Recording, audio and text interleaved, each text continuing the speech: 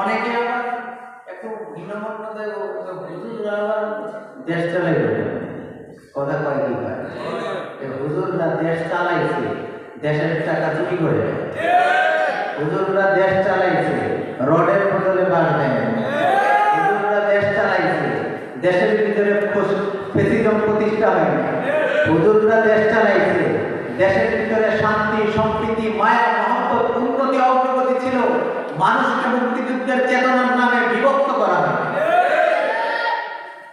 হুজুররা দেশ চালাইছে এদেশে কোনো ভিন্ন ধর্মাবলম্বীদের উপর জুলুম নির্যাতন করা হয়।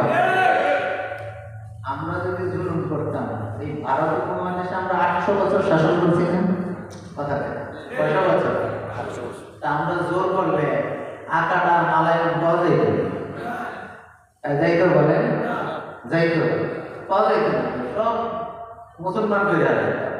তাহলে বোঝা গেল এদেশে এখনো ভারত উপমহাদেশে মুসলমানদের চেয়ে হিন্দুদের সংখ্যা বেশি। এর দ্বারা বোঝা যায় মুসলমানরা উদার ছিল। এই শিক্ষা আমাদের কোরআন দিয়েছে, এই শিক্ষা নবীর সুন্নাহ দিয়েছে।